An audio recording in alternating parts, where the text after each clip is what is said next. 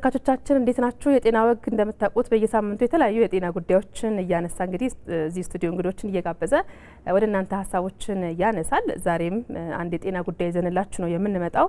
የመጀመሪያ ደረጃ የጤና ክብካቤ ምን ማለት ነው? እንዴት ነው እንደ ሀገር እየተሰራበት ያለው የሚለውን ነገር ከፋይናንስ አቅም ጋር አጣምረን በደንብ የምናነሳው ጉዳይ ነው የሚሆነው ዛሬ። እስከ ፕሮግራማችን ፍጻሜ ድረስ እንግዲህ አብራችሁን ቆይታ ካደረጋችሁ ስለ መጀመሪያ ደረጃ የጤና ክብካቤ በደንብ መረጃውን ታገኛላችሁ ብዬ አስባለሁኝ። ይህንን ውይይት ከኔ ጋር ለማድረግ ሁለት እንግዶቻችን እንደተለመደው እዚህ ስቱዲዮ መጥተዋል። እነሱን በማስተዋወቅ ጀምራለሁኝ። እስራኤል አታሮ በጤና ሚኒስቴር የማህበረሰብ ተሳትፎና የመጀመሪያ ደረጃ ጤና ክብካቤ መሪ ስራ አስፈጻሚ፣ እንደዚሁም ጣዕመ አረዶም የኢትዮጵያ ጤና መድህን አገልግሎት ምክትል ዋና ዳይሬክተር። ሁለታችሁም ጊዜያችሁን ሰጥታችሁን ለመወያየት ስቱዲዮ ስለመጣችሁ ከልብ አመስግኜ ልጀምር። እናመሰግናለን።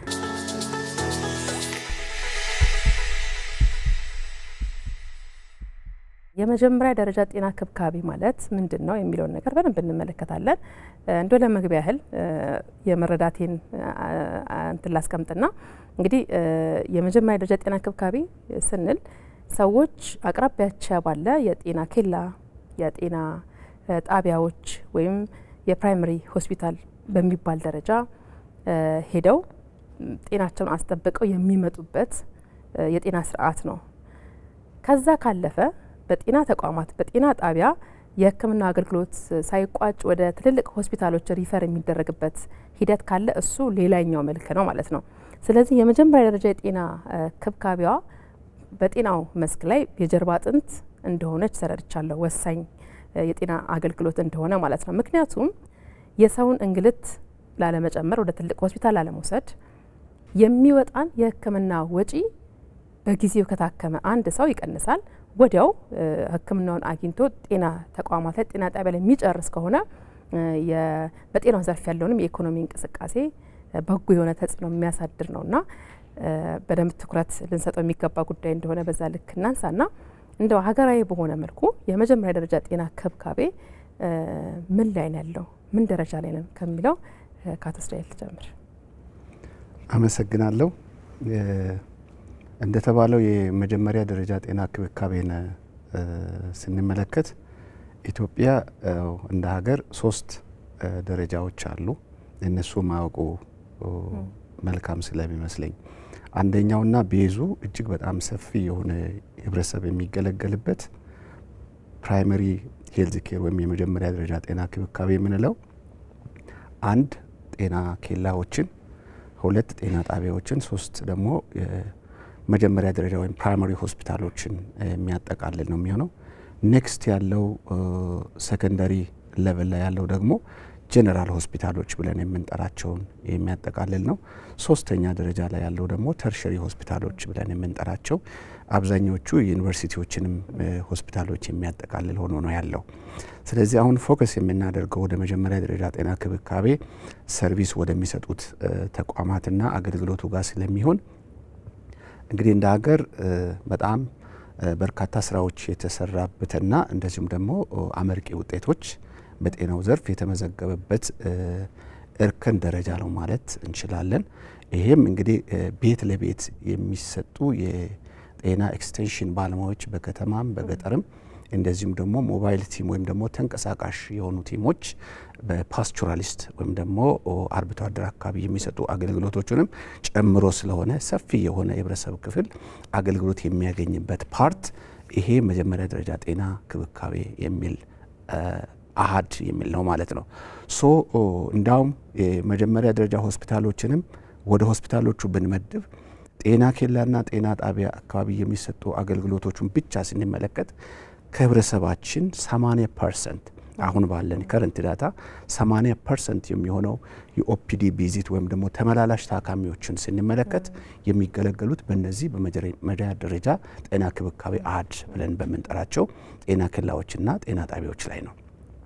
ያ ማለት በጣም በርካታ እጅግ በጣም በርካታ ህብረተሰቡ መጀመሪያ የሚያገኛቸው መጀመሪያ ጤናውን ለመፈተሽም ምርመራ ለማድረግም ምክር አገልግሎት ለማግኘትም እንደዚሁም ደግሞ ችግሮች ሲፈጠሩ የመጀመሪያ ደርሶ ፌስ የሚያደርገው ቶሎ የሚመጣው እነሱ ጋር ነው። ይሄን ስንል እንዳው እነሱንም ከፋፍለን እንደማየት ቢያስፈልግ እንኳን 34% አሁን ካለው ከኦፒዲ ወይም ደግሞ ተመላላሽ ታካሚዎች ውስጥ በጤና ኬላዎች እንደታዩ ባለፉት 10 ወራት ሪፖርት ያሳያል። 46% ደግሞ በጤና ጣቢያዎች እንደታየ የሚያመላክት ነው። ይሄ ማለት እንግዲህ ሰፊው የህብረተሰብ ክፍልን አድሬስ የሚያደርግ እና በዚሁ በተቋም ቁጭ ብሎ ብቻም ሳይሆን ወደ ቤት ለቤትም ጭምር ተንቀሳቅሰው አገልግሎት እንዲያገኙ የሚደረጉ ሰርቪሶች ወይም ደግሞ አገልግሎቶች ለህብረተሰቡ የሚቀርቡበት ነው ማለት እንችላለን። አዎ በተለይ በጤና ኤክስቴንሽን ባለሙያዎች ረገድ በከተማና በገጠር ጤና ኤክስቴንሽን ሰፋፊ ስራዎች ተሰርተዋል። እንግዲህ የመጀመሪያ ደረጃ ጤና ክብካቤ በውስጡ የሚይዘው አንደኛው አገልግሎት የጤና መረጃዎችን ለማህበረሰቡ ተደራሽ ማድረግ ስለሆነ ቤት ለቤት የሚደረገው መዞር ወይም ደግሞ ተገልጋዩ ጋር እየሄዱ የሚደረገው ክትትል ሁኔታ አንደኛ ማህበረሰቡን የማንቃት መረጃዎችን የመስጠት ትልቅ አገልግሎት ነበረ። በተለይ ይህንን የወሊድ መከላከያዎችን የቤተሰብ ምጣኔን በመጠቀም ረገድ ሰዎች እንግዲህ ብዙን ህመም ጫን ካላለ ወደ ሕክምና ተቋም ያለ መምጣት አለ። በባህል ብዙ የሚቀረን ነገር ነውና ወደ ሕክምና ተቋም እንዲመጡ ራሳቸውን ቼክ እንዲያደርጉ የማድረግም ነገር ከዚህ ከጤና ኤክስቴንሽን ባለሙያዎች የመጣ ትልቅ ለውጥ ነበርና እንግዲህ 16 ፓኬጆችን ተይዞ ሰፋፊ ስራዎች ሲሰሩበት ነበረ። ሀገራችን በዚህ ረገድ በጣም የሚደነቅ ውጤት ያስመዘገበችበት ነው። እንግዲህ የመጀመሪያ ደረጃ የጤና ክብካቤ ለማህበረሰቡ ቅርብ ሆኖ የሚገኝ ሲሆን ማህበረሰቡ ሄዶ አገልግሎት ማግኘት አለበት ነው። አገልግሎቱ ይዘጋጃል፣ ይዘረጋል ማለት ነው። ከዛም በኋላ ደግሞ በጤና ሂደት ውስጥ የአቅም ጉዳይ፣ የፋይናንስ ጉዳይ፣ የገንዘብ ጉዳይ ዋናው መሰረት ነው። ሁለቱ አብሮ ተጣጥሞ መሄድ መቻል አለበት። ሁለታችሁም እዚህ ጋር የመጣችሁትም ለዛ ስለሆነ ዛሬ ማለት ነው ሰዎች ወደ ጤና ኬላ ወደ ጤና ጣቢያዎች መጥተው አገልግሎቱን ሲያገኙ ያለው የዋጋ ተመጣጣኝነት ወይም ደግሞ አማራጭ የፋይናንስ አቅርቦቱ ምን ይመስላል? የመጀመሪያ ደረጃ የጤና አገልግሎት ሀገራችን ከጊዜ ወደ ጊዜ የተሻለ አፈጻጸም እያሳየ ያለ የህብረተሰባችን የጤና ፍላጎት የሄልዝ ሲኪንግ ቢሄቪየር የምንለው የጨመረበት ሁኔታ ነው ያለው። ብዙ ይህንን ወደዚህ ለማምጣት ብዙ ስራዎች ተሰርተዋል። ብዙ ኢኒሼቲቮች ተሰርተዋል። ህዝቡን በማበረታታት ጤናው ወደዛ ወደ ህዝቡ እንዲደርስ ከማድረግ አንጻር በጣም ሩቅ የሆኑ ገጠር አካባቢ ጤና ኬላዎችና ጤና ጣቢያዎች እንዲኖሩ ተደርገዋል። አብዛኛው አገልግሎት በተለይ በፕራይመሪ ሄልዝ ኬር ሌቨል ደረጃ የሚሰጡ አገልግሎት አብዛኛው ነጻ እንዲሆን ተደርገዋል። በተለይ የእናቶችና የህፃናት በነጻ እንዲሰጥ ተደርጓል። ለዚህ የሚያስፈልጉ ግብአቶች ደግሞ በብዙ ኢንቨስትመንት መንግስት እያቀረበ መጥተዋል። የሚሰጡ አገልግሎቶች ነጻ ያልሆኑ ክፍያ የሚጠየቅባቸው አገልግሎቶች አሉ። በጣም ወሳኝ የሆኑ ለህብረተሰቡ በቀላሉ ህጻናትና እናቶችን ሊጎዱ የሚችሉ በእድሜ ከፍ ያሉ ወይም ትላልቆችን ደግሞ ጭምር ሊጎዱ የሚችሉ በዛ ደረጃ የሚሰጡ የመከላከልና የማከም አገልግሎቶች አሉ። እነዚህ ክፍያ ሲጠየቅ ህብረተሰቡ ከኪሱ ማውጣት የማይችልበት ሁኔታ ሲደርስ መንግስት ቀደም ብሎ የጀመረው የጤና መድን አገልግሎት አለ። ይሄኛው የማህበረሰብ አቀፍ የጤና መድን አገልግሎት ይባላል። ማህበረሰቡ በአቅሙ ትንሽ መዋጮ አዋጥቶ ወደ አንድ ቋት ተሰብስቦ የታመመ እንዲታከምበት ብዙ ወጪ ሲጠየቅ ከኪስ ማውጣትና በካሽም በተለያየ መንገድ ማውጣት በማይቻልበት ጊዜ አብሮ ከተሰበሰበ ብር አገልግሎቱ እንዲያገኝ ይደረጋል። ስለዚህ አንድ ጊዜ አዋጥቶ ለአንድ አመት የሚሆን አገልግሎቱ እንዲያገኝ ይደረጋል። በዚህ በአንደኛ ደረጃ የጤና ክብካቤ ሌቨል አብዛኛው የሚባል ደረጃ በህዝብ ብዛት እንኳን ብናየው ዘንድሮ የ2018 የነበረው አፈጻጸም ስናይ ወደ 69 ሚሊዮን የሚሆን የህብረተሰባችን ክፍል በጤና መድህን አገልግሎት ተጠቃሚ ሆኗል። ይህ አብዛኛው ተጠቃሚ የሚሆነው እናቶችና ህጻናት ናቸው። የጤና ሚኒስቴር አንድ ትልቁ አቅጣጫ አድርጎ እንደ ስትራቴጂ የሚሰራበት ደግሞ እዚህ አካባቢ ነው። ኦልሞስት እዚህ ውስጥ ከገቡ አገልግሎቱን በነጻ ያገኛሉ። ይሄ ማለት ነው ህዝቡ አዋጥቶ ከሚሰበስበው ብር የታመመ ሰው ብቻ ሄዶ አገልግሎቱን እንዲያገኝ ይደረጋልና ጤና ጣቢያዎችና የመጀመሪያ ደረጃ ሆስፒታሎች ለሰጡት አገልግሎት ክፍያ ይሰጣል። ኦልሬዲ የተመዘገበው አባል ሆነው ማለት ነው። በሌላ መልገድ የካፒቴሽን የሚባል ቀድሞ የሚከፈል የቅድመ ቁርጥ ክፍያ የሚባል አለ። በሌሎችም የፐርፎርማንስ ቤዝድ ፋይናንሲንግ የሚባልም አለ። እንደዚሁ ነው አሁን በአገልግሎት ላይ ያሉ። ይሄ ፊ ፎር ሰርቪስ የሚባለው ለተሰጡ አገልግሎት በየወሩ ወይም በየ2 ወሩ እየጠየቁ አገልግሎቱን ለሰጡት አገልግሎት ክፍያ የሚሰጥበት ነው። የካፒቴሽን ያልኩት ቀድሞ የሚሰጣቸው በየ6 ወሩ የሚሰጣቸው ነው። የፐርፎርማንስ ቤዝድ ፋይናንሲንግ የሚባለው በፓይለት ደረጃ ያለው እሱ ራሱ ለሰጡት አገልግሎት በእንደየ አፈጻጸማቸው እየታየ የተገመገመ እንደ ማበረታቻ ተጨማሪ የሚሰጣቸው ነው። አንድ አዲስ አሰራርም ያመጣነው አለ። ኬዝ ቤዝድ ፔመንት ሲስተም የሚባል እሱ ለሁለተኛ ደረጃና ከዛ በላይ ላሉ ስለሆነ እዚህ ላይ አይመጣምና ጠቅላላ አድርገን ስናየው በመጀመሪያ ደረጃ የጤና ክብካቤ አካባቢ ያለው ማህበረሰባችን አገልግሎቱን በነጻ ማግኘት ሳይችል የነጻ ካልሆነ ወይም ኤግዘምፕት ሰርቪስ ካልሆነ የክፍያ ሲሆን በጤና መድህን ውስጥ የተካተቱ የዚህ አገልግሎት ዝርዝሮች እንዲያገኝ ይደረጋል። ከከፍተኛ ውጪ ይድናል። የታመመው በአቅራቢያው ባለው ጤና ተቋም ሄዶ አገልግሎት እንዲያገኝ እየተደረገ ነው ማለት ነው። እንደው ይህንን ጉዳይ ሰውኛ በሆነ መልኩ እንኳን ቀለል አድርገን ብንመለከተው በተለይ ከእናቶችና ህጻናት ጋር ሁለተኛ መወያያ ርዕስ አድርጌ ያስኩት እሱን ነበረ። አቶ ጣም ያነሱት የእናቶችና ህጻናት ጤና ላይ ያመጣውን በጎ ነገር ብንመለከት በጣም ደስ ይለኛል። እንደተባለው ሙሉ ለሙሉ ነጻ በሚባል ደረጃ በጣም ትንንሽ የሆኑ ክፍያዎች እንዶ ለሻይም ለማኪያቶም የማይሆኑ አይነት ወጪዎች ናቸው ተደርገው ከካርድ ጀምሮ እስከ መጨረሻ እስከ ወሊድ አገልግሎት ድረስ ያለው ማለት ነው። ከዛ ውጪ የጤና ጣቢያዎች፣ የጤና ተቋማት፣ የጤና ኬላዎች ወይ ደግሞ ወረዳ አካባቢ የሚገኙ ከዚህ ቀደም አንዲት እናት ለወሊድ ስትቃረብ ሁኔታዋ ታይቶ ብዙ ነገሮች ሪፈር ነበር የሚባሉት። አሁን ላይ እዛው ጤና ጣቢያዎች በሰርጀሪ እስከ መውለድ ድረስ ያለ አገልግሎት የጀመሩ ተቋማት የጀመሩ የጤና ጣቢያዎች አሉና ይህንን አገልግሎት ለማሻሻል የሚደረገውን ከፍተኛ ጥረት አሁን ደግሞ እንደተባለው በክፍያው በኩል በዚህ ደረጃ እገዛ መደረጉ ያለውን በጎ ተጽዕኖ ብናነሳው ጥሩ ነው ብዬ አስባለሁ። እጅግ በርካታ ስራዎች ተሰርቷል።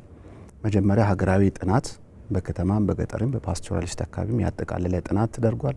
ጥናቱ ደግሞ መሰረት ያደረገው ተገልጋዮቹን ነው እና አገልግሎት የሚሰጡ አካላትን ቤዝ አድርጎ ነው ጥናቱ ተደርጎ የነበረው። ያ ጥናት ያሳየውን ውጤት መሰረት በማድረግ ሀገራዊ ፍኖተ ካርታ ለ15 ዓመታት ቀጣይ ይሄ የፕራይመሪ ሄልዝ ኬር በተለይም ደግሞ የጤና ኤክስቴንሽን ፕሮግራሙ እንዴት መሻሻል አለበት፣ ዴሞግራፊዎቹ ተቀይረዋል፣ የበሽታ ስርጭት ሁኔታዎች ተቀይረዋል፣ ሊትሬሲ ሄልዝ ሊትሬሲ ኮሚኒቲ አካባቢ ያለው መረጃ ተደራሽነቱ ጨምሯል።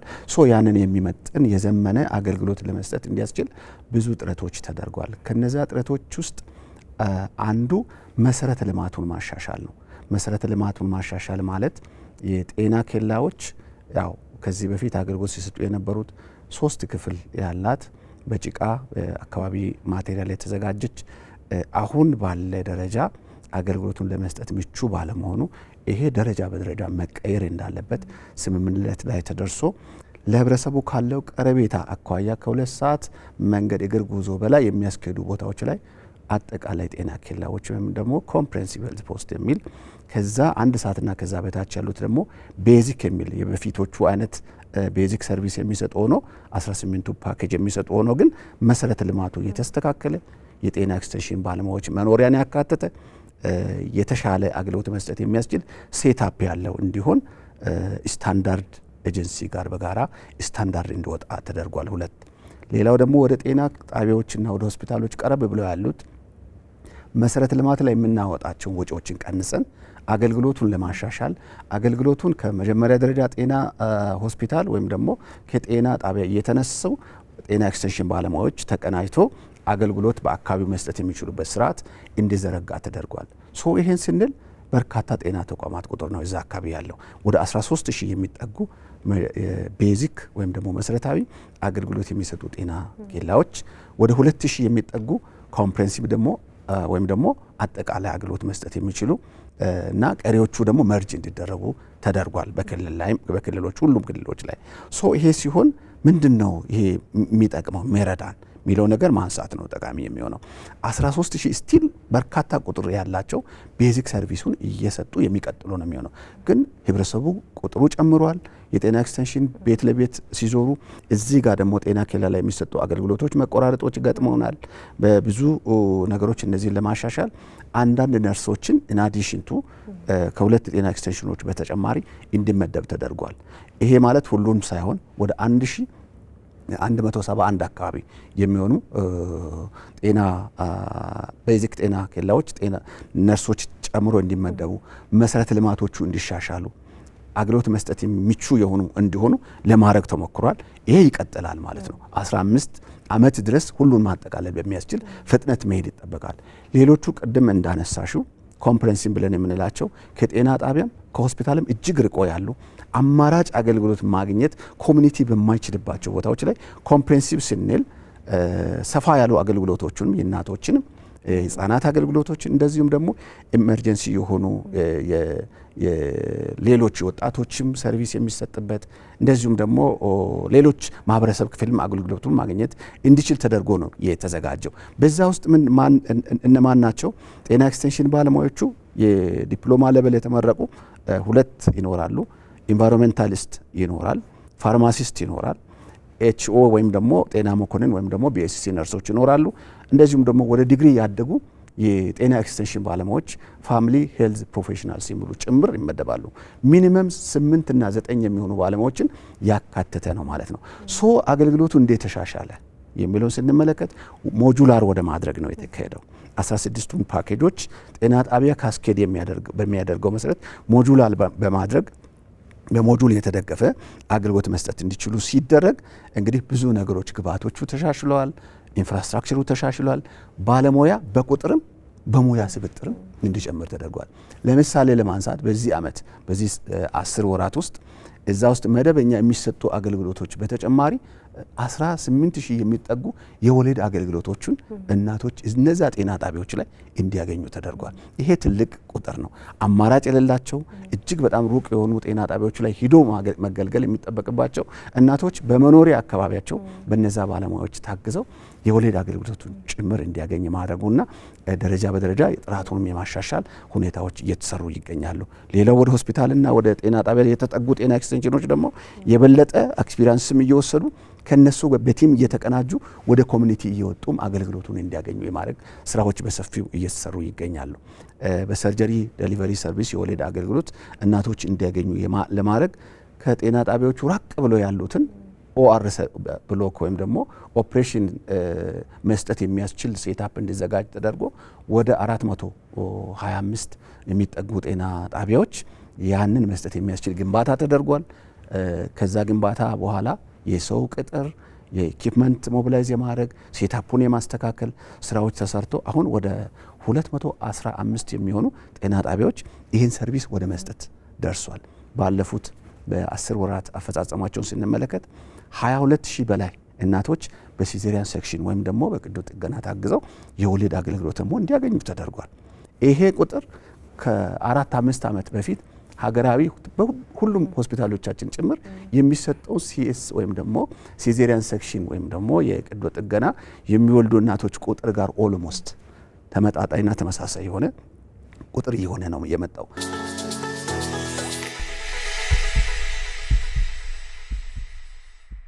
አንድ ታካሚ በመጀመሪያ ደረጃ የጤና ክብካቤ ውስጥ አቅራቢያ ባለው የጤና ጣቢያ ወይ የጤና ኬላ ታክሞ ሙሉ ለሙሉ ሕክምናውን መጨረስ ሲችል ወደ ሌሎች ሕክምና ተቋማት ያለውን የበሽታ ስርጭትም በራሱ የመቆጣጠር አቅሙ ቀላል የሚባል አይደለምና ቅድም የወጪውን የፋይናንሱን ጉዳይ እያወራን ነበርና ታካሚው እዛው ባለበት ሕክምናው ሙሉ ለሙሉ ታክሞ እንዲጨርስ ያሉ የፋይናንስ አማራጮች አሉ። የማህበረሰብ አቀፍ የጤና መድን አንዱ ነውና እንደው ሰው በሚገባው ቋንቋ እንድናወራ በፐርሰንት ደረጃ አንድ ታካቢ ወደ ጤና ጣቢያ ሄዶ ሲታከም አባል ከሆነ ወይ አመታዊ ክፍያውን ከፍሎ ከሆነ ለመታከም ሄደው ምን ያህሉን ሊሸፈን ይችላል? እንደው ህብረተሰቡ አንድ የጤና መድህን አገልግሎት አባል ከሆነ በኋላ አመቱ ሙሉ በነጻ ነው የሚታከመው።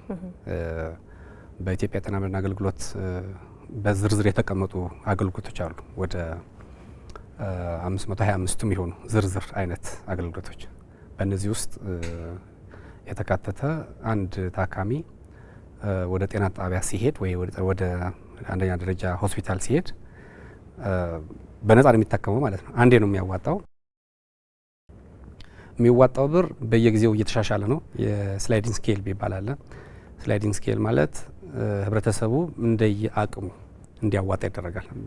ከፍተኛ ገቢ ያላቸው፣ መካከለኛ ገቢ ያላቸውና ዝቅተኛ ገቢ ያላቸው ተብሎ ዝቅተኛ ገቢ ያላቸው ማለት መንግስት የሚችላቸው የድሃ ሆነው በመንግስት አቅም የመጠኑ የሚሸፈንላቸው ማለት ነው።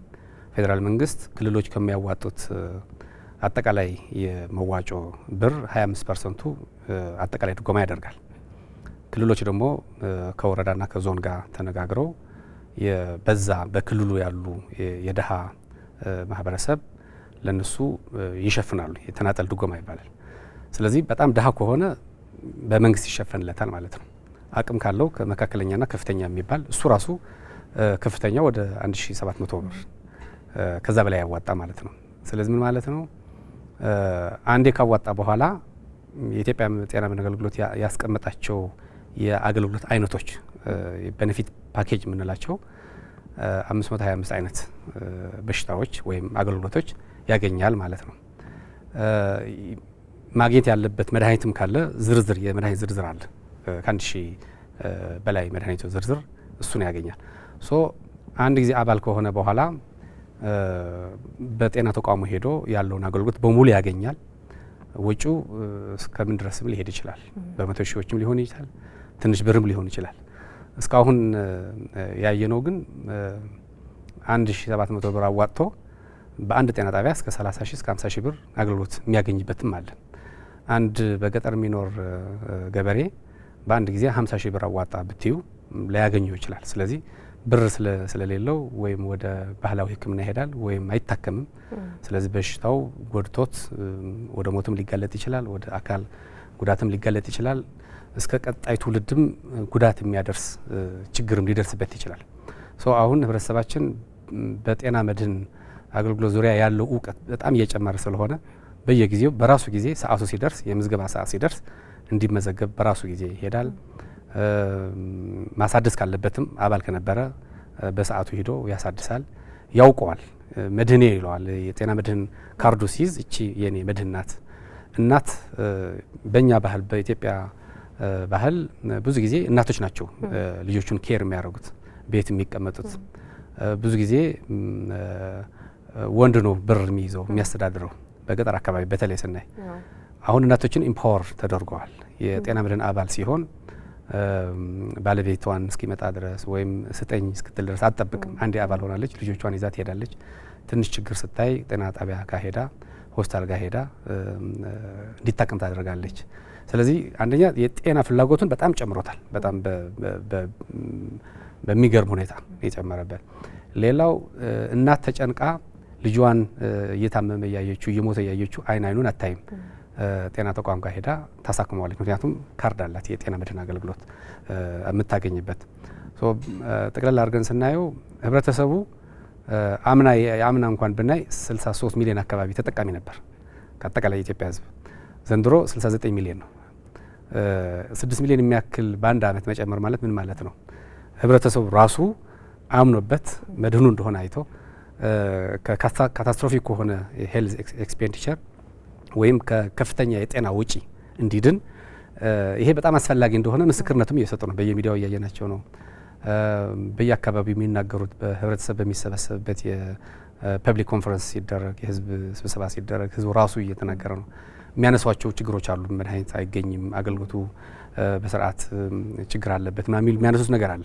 ያም ሆኖ ግን ጤና ተቋም ውስጥ ያለው መድኃኒት ጤና ተቋም ውስጥ ያለው አገልግሎት በሰዓቱ እንዲያገኝ ያደርጋል ማለት ነው። ችግሮቹን ግን የመለየት እድል አጋጥሟቸዋል እናንተ ጋር?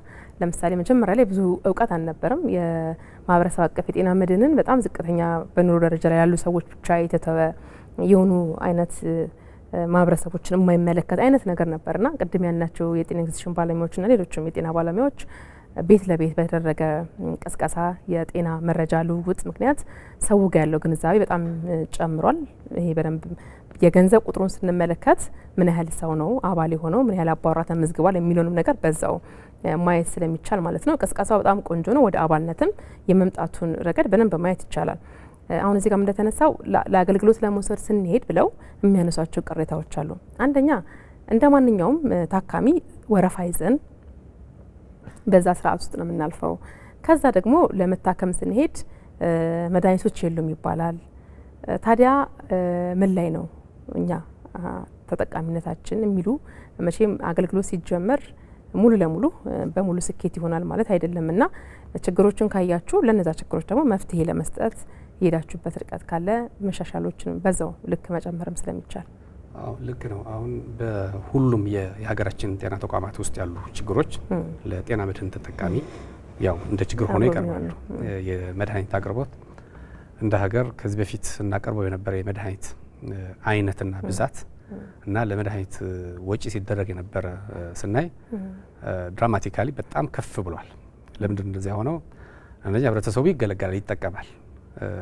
በሽታውን ደብቆ ቁጭ ቢል የነበረ ጎጂ የሆኑ የባህላዊ ሕክምና ሄዶ ብዙ ጉዳት ሲደርስበት የነበረ ገንዘብ የለኝም ብሎ ቤቱ ቁጭ ሲል የነበረ የጤና መድህን አገልግሎት ተጠቃሚ በመሆኑ ብቻ ትንሽ ህመም እንኳን ሲሰማው ይሄዳል።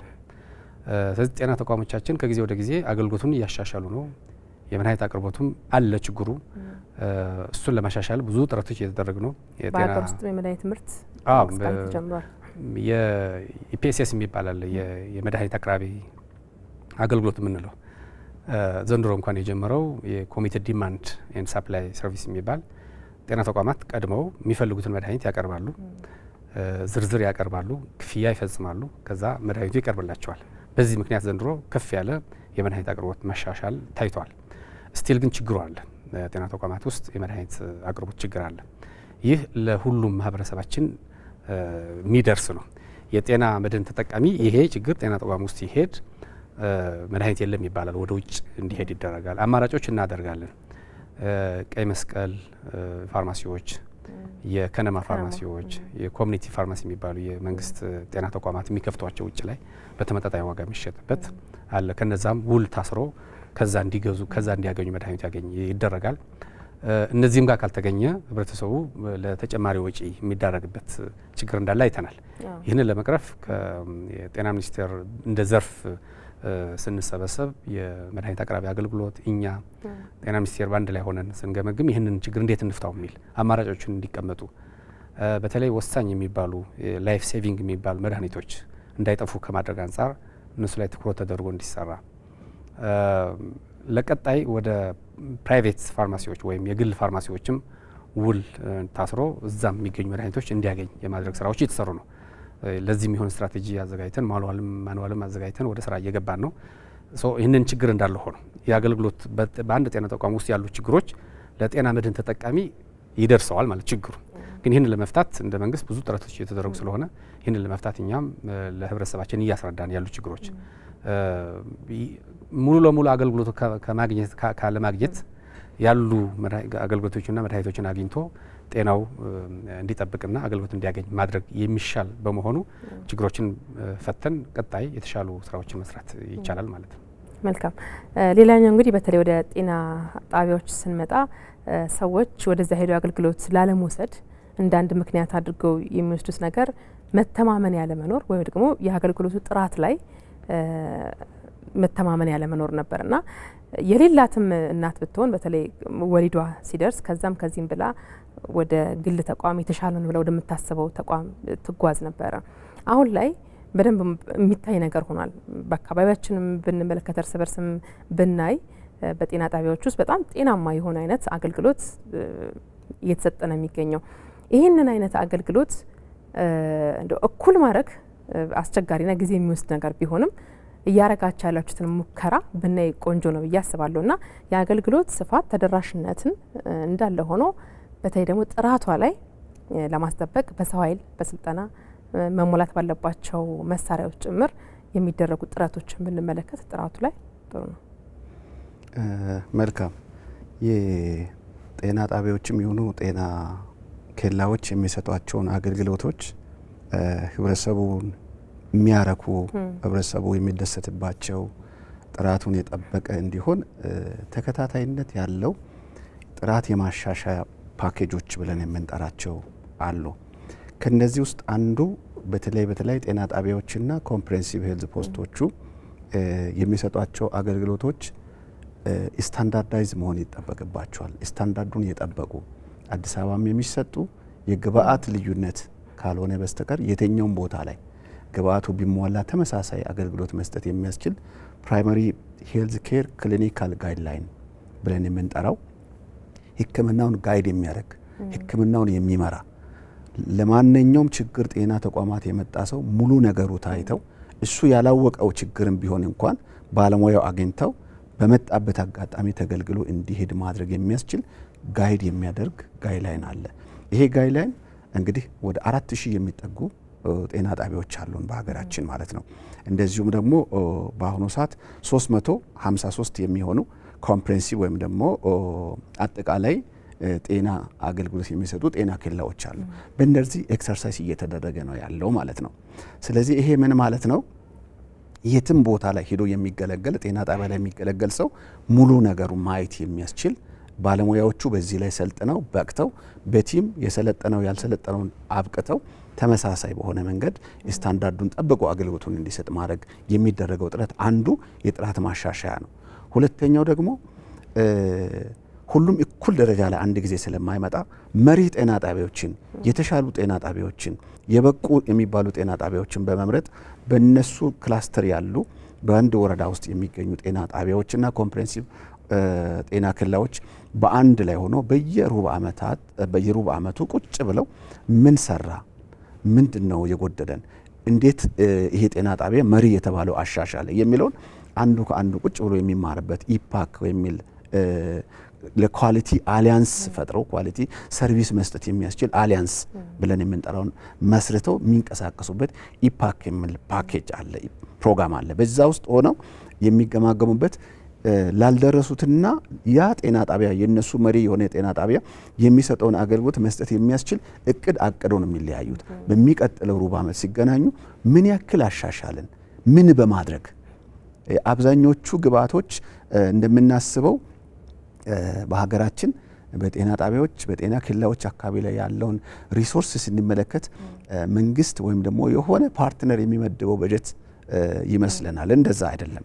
ኮሚኒቲውን ራሱ ኦን እንዲያደርግ ኮሚኒቲውን በማሳተፍ ኮሚኒቲው ስንል ጤና ተቋም ውስጥ ያሉ ስታፎች ጀምሮ ዙሪያ ላይ ያሉ ኮሚኒቲውን ጭምር በማንቀሳቀስ ኢንጌጅ በማድረግ ባለቤት በማድረግ ሲንቀሳቀስ መሰረታዊ የሆኑ ለውጦችን በግብአት አቅርቦት ላይ፣ በጥራት ላይ፣ በአምቡላንስ ሰርቪስ ላይ የተለያዩ ይጎደሉ የሚባሉ በውሃ አቅርቦት ላይ፣ በመብራት አቅርቦት ላይ ወልደው እናቶች እንደገና ወደ ቤት የሚመለሱበት ባጃጅ በመግዛት አምቡላንስ በመግዛት ጭምር ሰፊ ጥራቱን ማስጠበቅ የሚያስችሉ ስራዎች ሲሰሩ እየተመለከተን ነው። ሌላው ደግሞ ባለሙያውን በማብቃት ብቃት ያለው ሰርቪስ መስጠት እንዲችል ባለሙያውን በቂ ስልጠና እንዲያገኝ የማድረግ በቂ ስልጠና በአካል ብቻም ሳይሆን ኢለርኒንግ ብለን የምንጠራቸው ስልጠናዎች አሉ። ባሉበት በስራ ቦታ ላይ ሆኖ ከማዕከል የሚተላለፉ ስልጠናዎችን ምን ያክል እንደተረዳ ጭምር ቴስት የሚያደርግበትን ሁኔታ ጭምር በማመቻቸት ጤና ጣቢያ ላይ እዛው አገልግሎት እየሰጠ ጤና ኬላ ላይ እዛው አገልግሎት እየሰጠ የሚሰለጥኑበት ጤና ኬላ ላይ ስንሄድ ብለንድድ አንዳንድ ጊዜ ወደ ጤና ጣቢያ ላይ መጥቶ ስልጠናውን እንዲወስድ ይደረግና ደግሞ ሄደው እየሰሩ ተከታታይነት ያለው ስልጠና እየወሰዱ ራሳቸውን እያሻሻሉ እንዲሄዱ የማድረግ ስራዎች ይሰራሉ።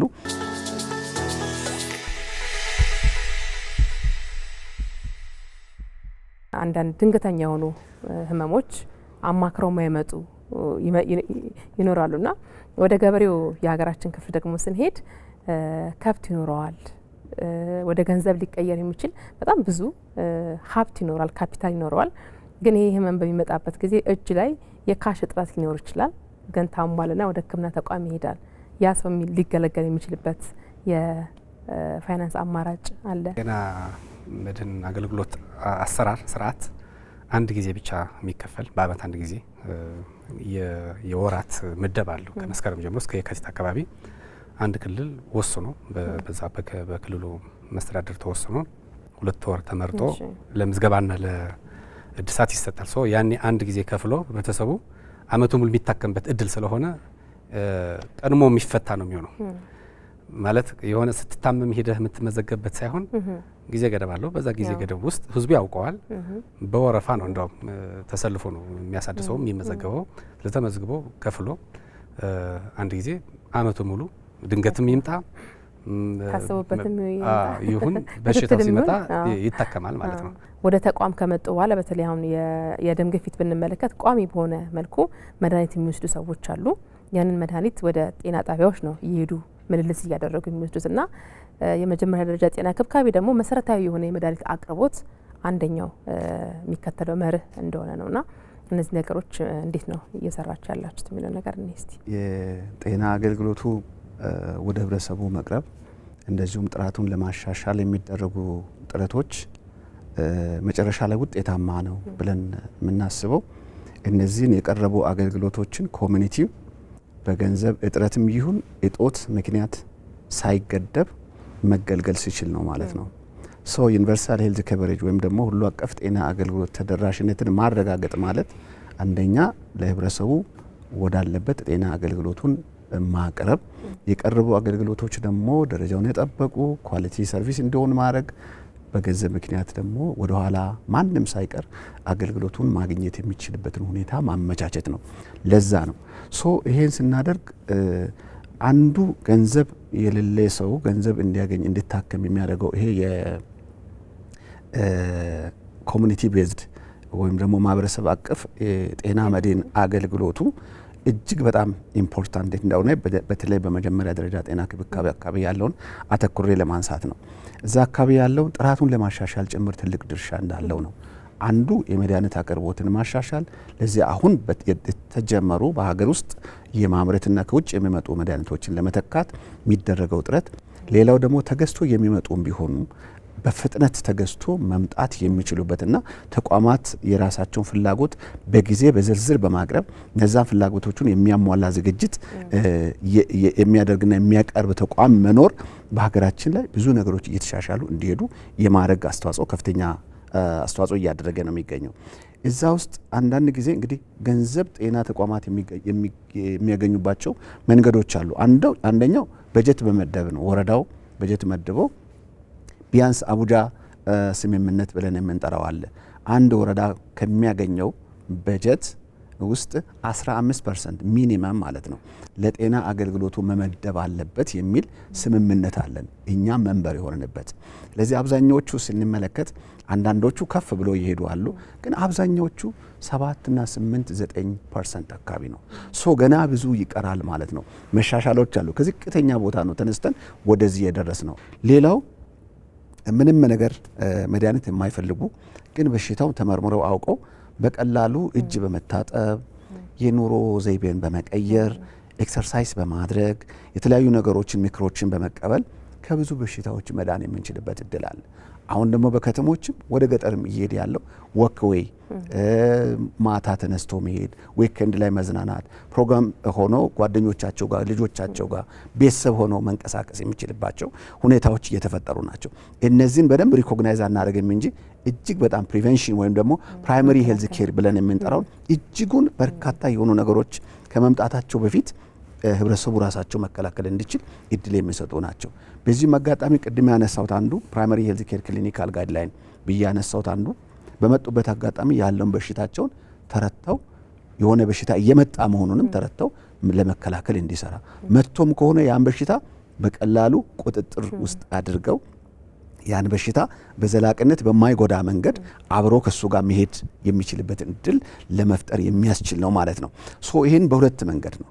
ከተማ ላይ ፋሚሊ ሄልዝ ቲም ወይም ደግሞ ቤተሰብ ጤና ቡድን ብለን የምንጠራቸው ጤና ጣቢያዎችን መሰረት አድርገው ከዛ ተነስተው በቡድን ከ3 እስከ 7 የሚሆኑ የጤና ባለሙያዎች በቡድን የተለያየ ዲሲፕሊን ያላቸው ቤት ለቤት በመሄድ መንቀሳቀስ የማይችሉትን ቤድሪድን ወይም ደግሞ አልጋ ቁራኛ የሆኑትን የአእምሮ ችግር በሽታ የታመሙትን ሌሎች መረጃ በማጣት የተኙትን ገንዘብ በማጣት በተለያየ መንገድ ያሉትን በመቀስቀስ እዛው ማገዝ የሚገባቸውን አግዘው በሽታቸውን ለክተው አይተው በመለየት ሊንክ የሚያደርጉትን ወደ ጤና ተቋማት ሊንክ በማድረግ እዛው ማገልገል የሚችሉትን አገልግለው ወደፊት ደግሞ ከነሱ ጋር ኮኔክሽን የሚፈጥሩበት። ገጠር ስንሄድ ደግሞ ጤና ኤክስቴንሽን ባለሙያዎች አሁን ገጠርም አርባናይዜሽኑ እየጨመረ ስለሚሄድ ፋሚሊ ሄልዝ ቲም የምንለውን ቁጥራቸው እየጨመረ ወደ ገጠርም እየተስፋፋ ነው የሚሄደው በብዙ ዲሲፕሊን። ቀድሞንም ቢሆን ጤና ኤክስቴንሽን ባለሙያዎች ቤት ለቤት ደግሞ በመሄድ እነዚህ አይነት በሽታዎች ሊኖሩ እንደሚችሉ ኪቶችን በመያዝ ለክቶ በማየት እነዚህን እንዲያውቁ የማድረግ ስራዎች እየተሰሩ ነው።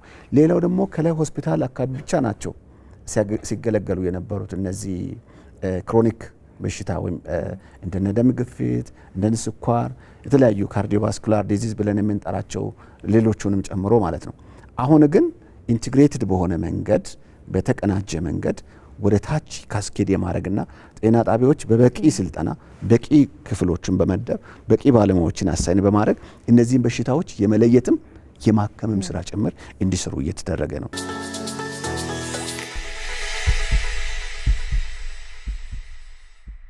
ሌላኛው የጤናውን ስርዓት እያገዘ የሚገኘው በፋይናንስ በኩል ካፒቴሽን ቅድም ጀምር አድርገነው ነበር። የቁርጥ ክፍያ የሚባለው ስርዓት ማለት ነው። በተለይ የጤና ጣቢያዎች ቀድመው የፋይናንስ አቅም ኖራቸው አመቱን በሙሉ የሚገለገሉበትን መድኃኒትና ሌሎች መገልገያዎች ዝግጁ ሆነው እንዲጠብቁ ለማድረግ የሚረዳ አሰራር ነውና እስቲ ምን እንደሆነ ካፒቴሽን በራሱ ምንድን ነው፣ እንዴት ነው የምትገለገሉበት የሚለውን ምን እስቲ ጥሩ። ካፒቴሽን ወይም የቅድመ ቁርጥ ክፍያ ማለት በመጀመሪያ ደረጃ ጤና ክብካቤ ስር ያሉ ጤና ጣቢያ እና ፕራይመሪ ሆስፒታል የሚፈጸም የአገልግሎት ክፍያ ስርዓት ማለት ነው። እንደ ሀገር ዘንድሮ ወደ 420 የሚሆኑ ወረዳዎች ላይ ኢምፕሊመንት እያደረግ ነው እየተገበር ነው። በፓይለት ደረጃ በሙከራ ደረጃ ያለ ነው። በሌሎች ሀገሮች ተሞክሮ ብዙ ውጤት አምጥቶ የተሻለ ስራ እየሰሩበት ስለሆነ እኛ ዘንድሮ ጀምረነዋል። በ1125 የሚሆኑ ጤና ጣቢያና አንደኛ ደረጃ ሆስፒታል እየተተገበረ ነው ያለው። ይሄ ማለት ምንድነው? ጤና ጣቢያዎችና አንደኛ ደረጃ ሆስፒታሎች ወይም ፕራይመሪ ሆስፒታል የሚባሉት ቀድመው የሚሰጡትን አገልግሎት ኦዲት ይደረጋል። የኮምፕሬሄንሲቭ ኦዲት የሚባል አለ። ያላቸውን ዝግጁነት፣ የሚሰጡትን አገልግሎት፣ ያላቸው የሰርቪስ በርደን ወይም የዲዚዝ በርደን፣ ብዙ በሽታዎች ነው የሚመጡት ወደዛ ወይስ ትንሽ ሰው ነው የሚመጣው የሚለው የምናይበት፣ አጠቃላይ አቅማቸውን የምናይበት፣ ያላቸውን የሜዲካል ኢኩፕመንት አክሰስ፣ የሜዲካል ሰርቪስ ጠቅላላ ካየን በኋላ ደረጃ ይወጣላቸዋል። ኤቢሲ ተብሎ ይወጣላቸዋል። በዚህ መሰረት ኤ ለተባሉ ጤና ተቋማት የሚሰጥ ለአንድ ፋሚሊ ወይም አባወራ ወይም እማወራ በነፍስ ወከፍ የሚከፈል ነው። ስለዚህ 1000 አባወራዎች ካሉ ወይም እማወራዎች ካሉ ለ1000 በተቀመጠው ሬት ለኤ 1000 ብር ከተቀመጠ 1000 ሲባዛ በ1000 ቀድሞ ከ6 ወር በፊት ይሰጣቸዋል። ስለዚህ ቀድሞ ብሩ ከተቀበሉ በኋላ ለ6 ወር የሚያስፈልጋቸውን መድኃኒት የመግዛት እድል ያገኛሉ ማለት ነው። ይህ የኢትዮጵያ መድኃኒት አቅራቢ አገልግሎት የጀመረው የኮሚትድ ዲማንድ ኤንድ ሳፕላይ ሲስተም የሚባል ቀድመህ ትጠይቃለህ፣ መድኃኒት ክፍያውን ትፈጽማለህ፣ ስለዚህ መድኃኒቱን ታገኛለህ። እኛ ደግሞ ቀድመን ከከፈልናቸው ከ6 ወር በፊት ቀድመን ከከፈልናቸው ከመድኃኒት አቅራቢ አገልግሎት ጋር የሚገቡትን ውል የሚጠይቁትን ጥያቄ ቀድሞ ብሩን አግኝቶ መግዛት ያስችላቸዋል ማለት ነው። ይህ አሰራር ሁለቱም የተናበበ ነው። የመድኃኒት አቅራቢ አገልግሎትም እኛም ይህን ስንተገብር በአንደኛ ደረጃ የጤና ክብካቤ አካባቢ ያለው የአገልግሎት አሰጣጥ ለማሻሻል ትልቅ አስተዋጽኦ ያለው ነው። ጤና ተቋማት አሁን ዘንድሮ ያየነውን ያገመገም ነው የ9 ወር ግምገማ አድርገን ነበር።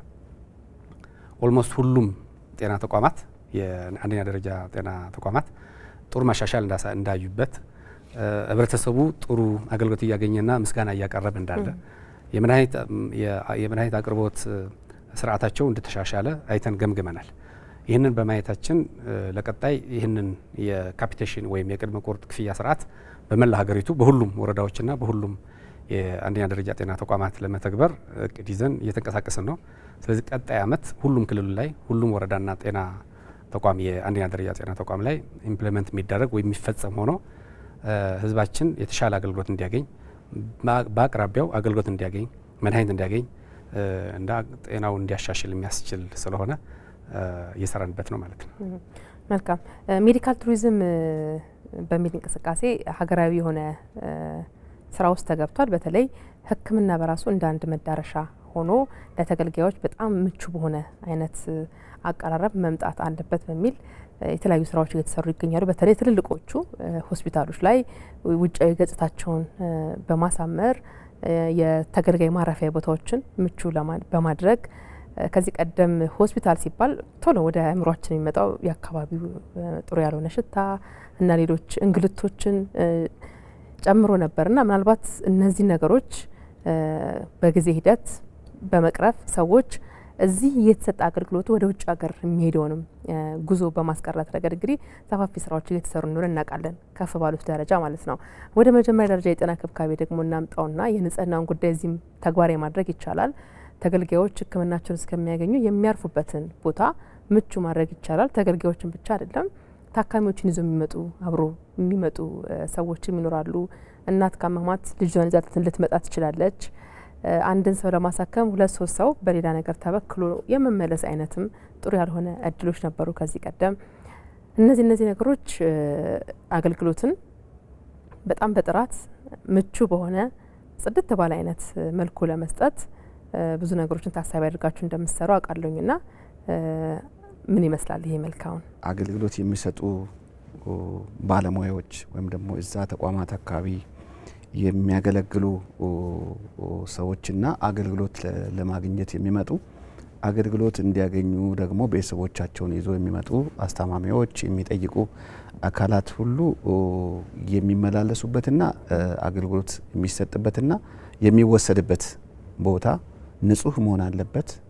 ሂሊንግ ኢንቫይሮንመንት ማለት እንደ ሰው ሲያይም የሚድንበት የሰው አእምሮ መልካም ነገር አይቶ የሚቀየርበት የመጀመሪያው ሕክምና ከአካባቢ ጀምራል። አዎ ምቹ እንዲሆነ ማድረግ እንግዲህ ከመግቢያው ጀምሮ ውስጡ በሙሉ በዛ አይነት ሁኔታ እየተቃኘ ያ ደግሞ አንድ ጊዜ በዘመቻ የሚደረግ ሳይሆን እቅድ ታቅደው ባለሙያዎቹ ተወያይተው አካባቢ ላይ ያለ ሰው አምኖበት በጀት በጅተው እቅድ አውጥተው በጊዜ ወደ ጊዜ እያሻሻለ በመሄድ እንዳውም ደግሞ ወደ ኋላ እንዳይመለስ ሰስቴናቢሊቲውን ኢንሹር ወይም ደግሞ ወደ ኋላ እንዳይመለስ የማጽናትና ያንን ባህል አድርጎ የመቀጠል ስራዎች አብሮ ተያይዞ የሚነሳው ነው የሚሆነው።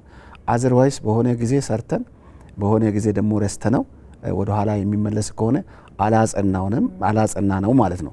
ሶ ይሄ እንግዲህ እስከዛ ድረስ የሚሄድ ሰንሰለት የያዘ ነው ማለት ነው። ይሄ ከጤና ኬላዎች እስከ ተርሸሪ ሆስፒታሎች ድረስ አንድ ላይ የሚያጠቃልል ነው። በዚህ አጋጣሚ ማንሳት የሚፈልገው ጽዱ ኢትዮጵያ ፕሮግራም እንግዲህ ክቡር ጠቅላይ ሚኒስትራችን ላውንች ተደርጎ የጤናው ሴክተርና እንደዚሁም በዋናነት ሁሉም ሴክተሮች ቢኖሩም እንደዚህ ውሃና ኢነርጂ ሚኒስቴር የሚመሩት ሀገራዊ ታስክ ፎርስ ስቲሪንግ ኮሚቴ ቴክኒካል ኮሚቴ ብለን የምንጠራው በተከታታይ የሚከታተላቸውና የሚሰራቸው ስራዎች ይህን ሰርቶ ደግሞ ለሀይ ሌቨል አመራሩ የሚያቀርብበት ስርዓት ተፈጥሯል።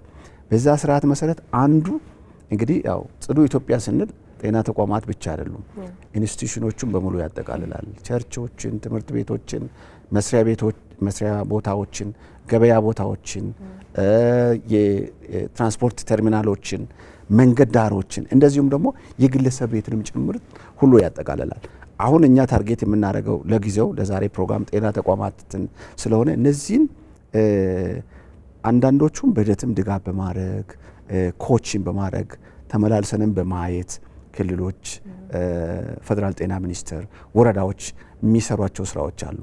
በአብዛኛው ደግሞ ውጤታማ ሆኖ እያየን ያለ ነው ቱሎቹን በመስጠት ምቹ ሁኔታዎች መፍጠር እንችላለን የሚለውን ኮሚትመንት እንዲያሳይ በጤና ተቋማት ውስጥ ያሉ ባለሙያዎች በአካባቢው ላይ ያለው ኮሚኒቲን በማነሳሳት ስልጠና በመስጠት ምንም ሌላ ተጨማሪ እሴት ሳይሰጥ ወደዚህ ስራ የገቡትን እየገመገምን እያየን ነበረ። እኛም የ9 ወር እቅድ አፈጻጸም ስንመለከት ወደ 70 እና ከዛ በላይ የሆኑ ሆስፒታሎች ወደ 500 የሚጠጉ ጤና ጣቢያዎች ከጀመሩት ውስጥ ፊት እየመጡ እንዳሉ ማየት ችለናል።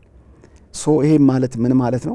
ጽዱ ተቋማት፣ ምቹ ተቋማት፣ ለመዝናኛ የሚከድባቸው ሂሊንግ ኢንቫይሮንመንት የሚሆኑት ውስጣቸው ተመልሶ ጸጥቶ የሚበላሹ ሳይሆን ሰስተነብል በሆነ መንገድ የኔ ነው ይሄ ተቋም በሚል ስሜት ውስጥ ያለውም ከውጪ መጥቶ የሚገለገለው ቆሻሻ በየቦታው የሚጥል የሚያቆሽሽ አቆሽሾ የሚወጣ ሳይሆን ይሄ ተቋም የኔ ነው ብለው ቆሻሻው ይሆናል እኮ አንዳንዴ ባህል ዴፊኒትሊ አሁን ከዚህ ቀደም ማስቲካ ብላጥ አድርጎ መጣል የሚጥለውም ሰው ምንም አይሳቀቅም፣ የሚመለከተውም ሰው ዝም ብሎ የሚቀበለው አሁን ላይ ትንሽ የሆነ ለውጥ በደንብ እያየን ነው። ለመጣል ትንሽ የሚያሳፍር የሚከብድ እጅ ያዝ የሚያደርግ ለመጣል ንጹህ ነው ቦታው እንደዛ እንዲሆን ሰስቴናቢሊቲ በተለይ ደግሞ እዛ ተቋም ውስጥ የሚያገለግልም ሰው ተቋሙ የኔ ነው ብሎ እንዲዝ ለማድረግ ትልቅ ስራ ነው እየተሰራ ያለው። ይሄ ስራ ሀብት በመመደብ ብቻ አይደለም፣ አንድ ሰሞን ዘመቻ በማወጅ ብቻ የሚመጣ አይደለም። ሰስቴናብል በሆነ መንገድ የኔ ተቋም ነው የሚለው ነገር ሜንታሊ በአእምሮ የማመን ቢሄቨራል ቼንጅ ማለት ባህሪ ለውጥ የማምጣት ይሄ በቃ በቆሸሸ ተቋም ውስጥ ለምንድን ነው የምንታከመው? ለምንድን ነው የማክመው? ማጽዳት አንችልም ወይ? ማስተካከል አንችልም ወይ? በትንሽ ብልሽት ምክንያት የማይፈስ ቧንቧ ውሃ መጥቶ ተገጥሞ በትንሽ ይሄ ለምን ብሎ የሚጠይቅ ቁሽሽ ያለ ኮሪደር ቁሽሽ ያለ እቃ ሲያይ ለምን የሚል ባለሙያ የሚል ተገልጋይ መፍጠር ከቻለን በተከታታይ ደግሞ ሚዲያዎችን ስፔሻሊ በመጠቀም ከሰራ ነው ባህል ካደረግ ነው አሁን የምንለውን ቱሪዝም ከየትኛውም ሀገር በተሻለ መሳብ የምንችልበት አቅም ያለን ሀገር እንደመሆናችን መጠን ምቹ አየር፣ ምቹ ቬጂቴሽን፣ ምቹ ሁኔታዎች፣ ምቹ ተቋማት ያለን ሀገር ስለሆነን ይሄን ቱሪዝሙንም ለማጠናከር በዚህ አጋጣሚ ጽዱ ተቋማትን የማረጋገጥ ጽዱ ሆኖ እንዲቀጥሉ የማድረግ የማጽናትን ስራ በጋራ የምንሰራ ከሆነ በርካታ ለውጦችን ማምጣት እንደምንችል ፓይሌት ባደረግንባቸውም እኛ ደግሞ ቱል ሰጥተው በሰሩባቸው ተቋማትም ላይ ያየነው ለውጥ እጅግ የሚያበረታታ ስለሆነ ሁሉም ተቋማት ከዚህ በኋላ ከጤና ኬላ እስከ ሆስፒታል ከቤተሰብ ደግሞ እስከ ኢንስቲትዩሽን ያለው እንደ ሀገር ተባብረን ይህን ስራ በመስራት ባህሪ ለውጥ በማምጣት በየቦታው የሚሸና የሚጸዳዳ ቆሻሻ ነውር ነው በሚል ዲግኒቲንም ጭምር የሚፈትን ማንነትም ክብርም ጭምር የሚነካ በሆኑ ግንዛቤ ውስጥ በማስገባት እነዚህ ነገሮች ዲስካሬጅ በማድረግ እንዳይከሰቱ ማድረግ ስራዎችን ተከታታይነት ባለ መንገድ የምንሰራ ከሆነ ጽዱ ተቋማትን ኢንሹር ማድረግ ስራዎችን መስራት እንችላለን። ደግሞ እንደዛ ያልሆኑትን ያየ ኮሚኒቲ ወደዛ ለመቀየር እንዲሰራም ጭምር ማበረታታት እንፈልጋለን። አሁን ያነሳሳናቸው ነገሮች በአጠቃላይ የመጀመሪያ ደረጃ ጤና ክብካቤ በአግባቡ ለማህበረሰቡ ተደራሽ እንዲሆን ውጤታማ እንዲሆን ያላቸው ነገር የላቀ ነው የሚሆነው። እዚህ ጋር የተሰራው ነገር ደግሞ ውጤታማ ከሆነ ወደ ላይ የሚመጡትን የሕክምና ውስብስብ የሆኑ ጉዳዮች የመቀነስ አቅማቸው በጣም ይቀንሳል። ጠቅላላ ባለመልኩ ሀገራዊ የሆነውን የጤናው ዘርፍ ላይ የሚኖራቸው በጎ ተጽዕኖ ደግሞ በዚህ ልክ ማየት ይቻላል። የጀርባ አጥንት ነው እንዳሉና በደንብ ሊሰራበት የሚገባ ቦታ ነው። የተሰሩ ስራዎች ደግሞ በጣም የሚመሰገኑ ናቸው። ከእናንተ ጋርም ድንቅ የሆነ ቆይታን ያደረኩት እስራኤል አታሮ በጤና ሚኒስቴር የማህበረሰብ ተሳትፎና የመጀመሪያ ደረጃ ጤና ክብካቤ መሪ ስራ አስፈጻሚ፣ እንደዚሁም ጣዕመ አረዶም የኢትዮጵያ ጤና መድህን አገልግሎት ምክትል ዋና ዳይሬክተር፣ ሁለታችሁም ለጊዜያችሁ ከልብ አመሰግናችኋለሁ። በድጋሚ እናመሰግናለን። ተመልካቾቻችን እናንተም በያላችሁበት ሆናችሁ ከኛ ጋር ስለነበራችሁ ከልብ እናመሰግናችኋለን። የጤና ወግ ሳምንት ሲመለስ ከሌላ የጤና ጉዳይ ጋር የሚሆነው በያላችሁበት እንደ ሁሌውላ ጤናችሁ የበዛ ይሁን።